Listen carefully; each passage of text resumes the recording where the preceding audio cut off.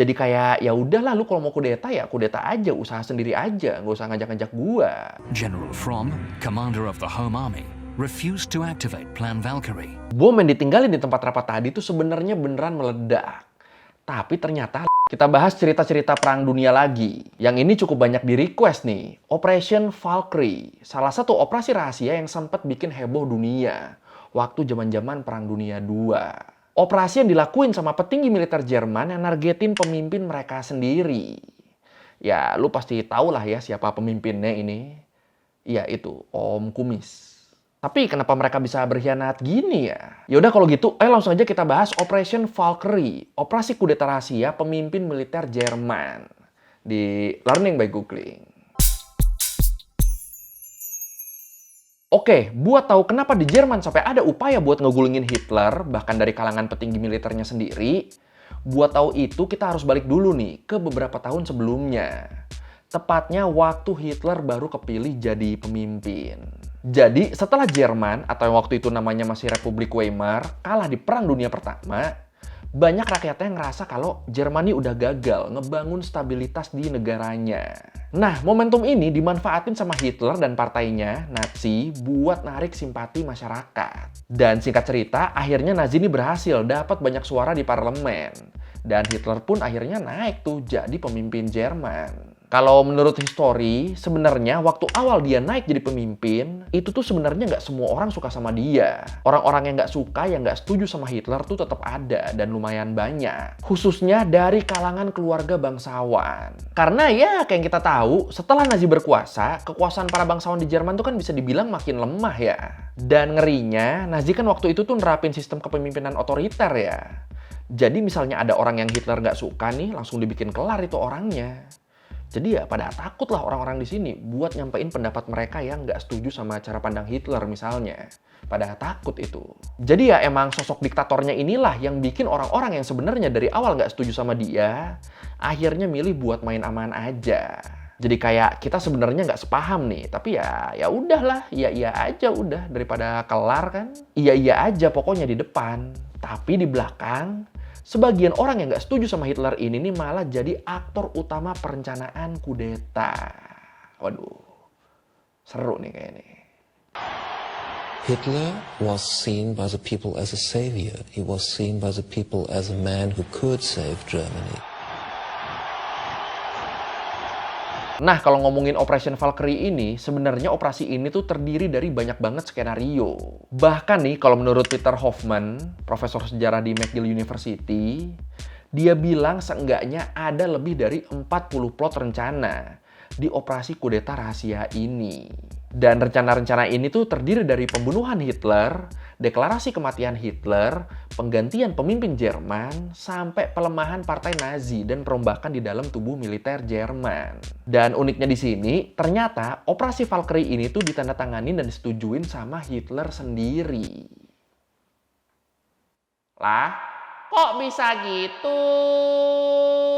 Kalau menurut Joachim Fest, penulis buku Plotting Hitler's Death, dia bilang kalau Operation Valkyrie, atau yang dalam bahasa Jerman tuh Unerthermen Valkyrie, ini tuh emang plot makar yang disusun sama Friedrich Olbricht, seorang jenderal infanteri Jerman yang beralasan operasi ini adalah penanganan kalau sampai ada masalah internal yang terjadi di kubu Jerman. Iya, jadi Jenderal Olbricht ini nih, dia nih nyusun rencana di mana dia bakal manfaatin kekuatan tentara cadangan Jerman buat ngegulingin Hitler dengan alasan keamanan. Bisa gitu ya. Tapi ya di sini pastinya Hitlernya nggak tahu ya tentang niat Olbricht ini. Pokoknya dia taunya tuh bikin tentara cadangan aja. Dan karena operasi ini ngelibatin tentara cadangan, Hitler akhirnya ngasih kuasa ke kepala pasukan cadangan Jerman waktu itu, Kolonel Jenderal Friedrich Fromm, sebagai orang kedua setelah Hitler yang bisa ngasih perintah dimulainya operasi Valkyrie. Jadi ya, walaupun rencana ini tuh disusun sama Olbricht, dia tetap nggak punya kuasa buat memulai operasi ini. Yang punya kuasa ya si Fromm tadi. Dan bener aja, setelah semuanya diresmiin, upaya pertama Olbricht buat ngudeta Hitler nih malah gagal. Gagal kenapa? Gagal gara-gara si kepala pasukan cadangan, Friedrich Fromm, dia ini nolak buat kerjasama dan gak mau ngeluarin perintah memulai operasi Valkyrie. Nah ini kan sebenarnya bahaya ya, lu bayangin aja tuh. Ada pemimpin pasukan, kita ajak melakukan kudeta, tapi dia nggak mau. Ini kan harusnya potensi dilaporinnya jadi tinggi banget ya. Tapi anehnya di sini, Fredrik Fromm, walaupun dia nih nggak ngedukung aksi kudeta, tapi dia juga nggak ngelaporin tindakan ini ke atasannya. Jadi cenderung kayak bodoh amat ini orangnya nih. Jadi kayak ya udahlah lu kalau mau kudeta ya kudeta aja, usaha sendiri aja, nggak usah ngajak-ngajak gua. Jadi kayak gitu kan kurang lebih ya. Unik juga ini orang.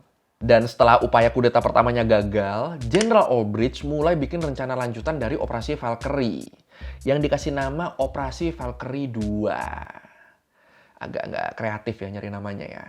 Nah, di rencananya yang kedua ini, Jenderal Olbricht juga dibantu sama Mayor Jenderal Henning von Treschow, salah seorang petinggi Jerman lainnya nih. Dan setelah dipelajarin, Majen Treschow nih ngeliat beberapa celah di rencananya Jenderal Olbricht. Dan ya udah, dibantu dilengkapin lah di situ beberapa detail skenario. Termasuk di sini tentang deklarasi kematian Hitler. Terus ada juga plot cerita karangan yang ngebuat seakan-akan kematian Hitler nanti itu adalah rencana para petinggi partai Nazi yang nggak sepaham sama Hitler. Dan juga pastinya ini ngelibatin SS ya. Ngelibatin kelompok paramiliter yang dibentuk sama Nazi. Pokoknya udah siap lah di situ, Nazi tuh bakal ditumbalin. Jadi ya intinya di sini Majen Treschow tuh pengen mancing kemarahan pasukan cadangan Jerman dan mengkambing hitamkan SS, biar kepercayaan rakyat ke partai Nazi tuh jadi hancur. Kebayangkan lu ini skenarionya, Hitler dibikin tewas di sini, tapi nanti yang disalahin malah partai Nazinya. Terus tentara cadangan ngamuk, akhirnya nantinya si pemimpin tentara cadangan itu ngasih izin buat menjalankan operasi Valkyrie. Niatnya begitu. Jadi ya itu ya tahap-tahapnya ya. Ya cerdik-cerdik licik sih ini ya rencananya ya.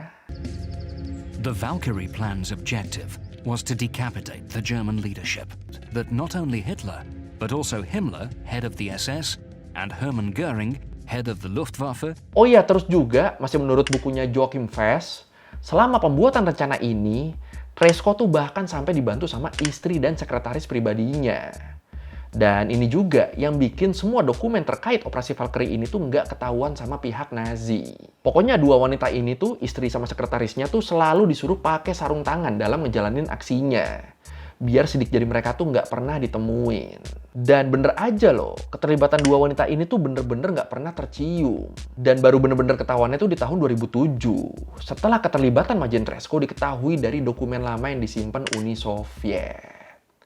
Anjir, lama banget ya ketahuannya ya. Ih, gila. Dan akhirnya, setelah beberapa bulan disusun rapi, rencana pembunuhan dan kudeta yang udah disiapin dalam operasi Valkyrie ini pun siap dijalankan. Waktu itu beberapa orang sempat ngajuin diri tuh, buat jadi eksekutor, buat ngelarin Hitler. Termasuk di sini Majen Treschow sendiri. Tapi sayangnya karena dia nggak punya akses ke markasnya Hitler, jadi ya dia nggak berhasil tuh buat jadi eksekutor utama. Dan akhirnya buat ngejalanin operasi kudeta ini dipilihlah Kolonel Klaus von Stauffenberg. Seorang officer senior yang waktu itu dapat beberapa tugas buat ngasih laporan langsung ke markasnya Hitler. Kalau menurut history, sebenarnya Kolonel Stauffenberg tuh tergolong orang yang terlambat nih gabung ke kelompok perlawanan ini. Terlambat gabung ke geng kudeta ini. Bahkan gilanya lagi, sebelum gabung, awalnya dia tuh sempat dibikin kagum sama pencapaian yang dibikin sama Hitler dan Nazi. Tapi ternyata makin kesini, dia malah ngelihat kalau keputusan Hitler dan Nazi itu tuh bukan bertujuan buat menjunjung keadilan. Ternyata nggak semulia itu tuh tujuannya kalau menurut dia. Kalau kata Peter Hoffman, profesor dari McGill University tadi, dia bilang Stauffenberg ini merupakan pemeluk Katolik yang taat. Dan dia ngerasa Hitler nih udah nggak menjunjung nilai kemanusiaan dan moralitas lagi. Udah jauh dari nilai-nilai yang selama ini dia percaya. Dan ya udah, makanya akhirnya dia mutusin gabung sama geng kudeta. Gabung sama kelompok perlawanan. Gabungnya telat tapi malah dapat tanggung jawab paling berat. Anjir, rima loh. Sampai akhirnya tibalah hari eksekusi. Di tanggal 20 Juli 1944, Stauffenberg yang dijadwalin buat ngasih laporan pasukan ke Hitler, dia ini datang ke markas Hitler di Prusia Timur. Dia waktu itu datang sambil ngebawa satu koper yang udah disiapin sebelumnya. Koper yang di dalamnya tuh udah ditanam bom. Nah, kalau menurut Time, awalnya rapat ini tuh direncanakan bakal dilakukan di bunker. Nah, yang namanya bunker kan udah jelas ketutup ya. Terus sirkulasi udara sama ruang geraknya juga terbatas. Jadi ya bakal efektif banget lah bomnya nih kalau diledakin di sana. Tapi sayangnya ternyata waktu itu cuaca di sekitar markas Jerman tuh lagi panas banget. Dan ini bikin rapat yang direncanakan bakal dilakukan di bunker, jadi harus dipindahin ke kabin kayu dengan sirkulasi udara yang lebih baik. Nah, Stauffenberg yang selain jadi eksekutor dia juga ikut ngerencanain serangan ini, dia harusnya tahu lah kalau perubahan tempat ini bakal bikin operasinya nggak berjalan sesuai rencana. Tapi ternyata di situ dia tuh tetap yakin kalau bom yang dia bawa tuh bakal bisa ngebunuh pemimpinnya. Apalagi dia tahu kalau di dalam koper ini tuh udah disiapin 2 bom. Jadi dia mikirnya harusnya 2 bom cukup nih buat bikin kelar. Harusnya. Akhirnya ya udah, dia ngikut ke kabin tempat rapat bakal berlangsung dan dia berhasil ngebawa masuk koper bom tadi ke ruang rapat. Nah, karena ngerasa bomnya udah berhasil dibawa masuk ke ruang rapat yang ada Hitlernya, Kolonel Stauffenberg pun langsung cabut dari ruangan itu. Gimana cabutnya? Waktu itu dia pura-pura nerima telepon di luar. Jadi kayak, itu di luar kayaknya ada telepon buat saya deh, coba saya keluar dulu ya. Kayak gitulah kira-kira. Jangan bayangin nerima teleponnya dari HP ya. Belum ada waktu itu.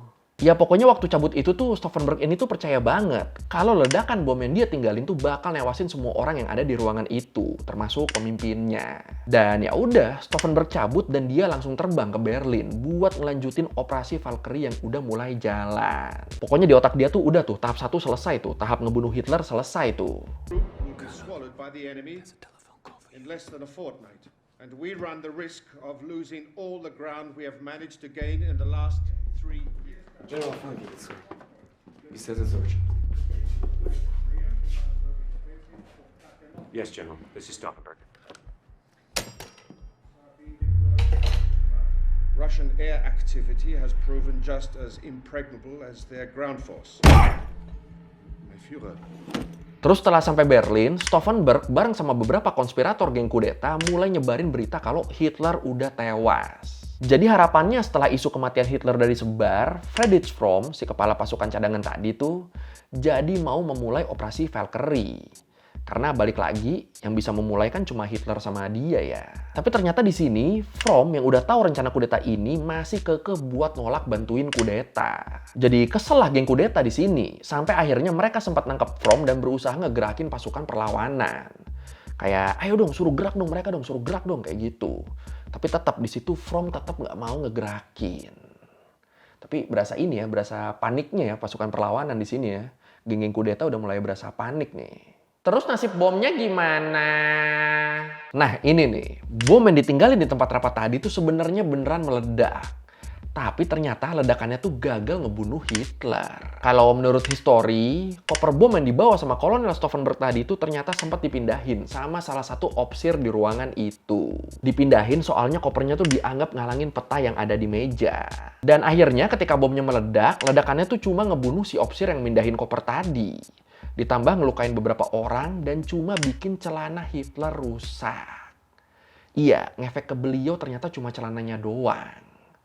Tragis amat ini rencana ya. Aduh. Dan ya udah, akhirnya dari situ kabar upaya pembunuhan Hitler ini langsung disampaikan ke Berlin. Di mana di saat bersamaan, geng kudeta nih masih tetap berusaha ngegerakin pasukan cadangan. Friedrich Fromm masih ditekan terus nih. Dan setelah geng kudeta ngedenger kalau rencana bom mereka gagal, langsung panik lah mereka di situ. Bener-bener panik sampai kelompok mereka tuh kepecah belah. Dan beberapa orang malah berbalik melawan Stauffenberg dan gengnya. Terus nggak lama kemudian, pemimpin pasukan SS sekaligus orang paling berpengaruh setelah Hitler, Heinrich Himmler, datang. Dan ngebatalin operasi Valkyrie yang udah sempet mau dimulai. Kayak dikit lagi aja, kayaknya Fromm bakal nyerah tuh. Dan dia bakal ngegerakin pasukan cadangan. Dia bakal melakukan operasi Valkyrie. Untungnya nggak keburu sampai situ ya. Anjir, untungnya kayak gua kubu Nazi jadinya ya. General Fromm, commander of the Home Army, refused to activate Plan Valkyrie. He said that he had just spoken with Keitel and was told that the Führer was very much alive. Dan setelah rencana mereka gagal, geng kudeta di sini akhirnya ya ditangkepin, termasuk sang eksekutor utama, Kolonel Stauffenberg. Terus nggak butuh waktu lama, malam harinya langsung tuh Geng kudeta semuanya dieksekusi di tangan regu tembak Jerman. Terus setelahnya, dalam waktu beberapa minggu, pasukan Jerman juga berhasil nangkap 200-an orang yang diduga terlibat dalam upaya kudeta. Dan nasibnya juga sama nih, 200-an orang yang ditangkap ini mereka juga akhirnya dieksekusi.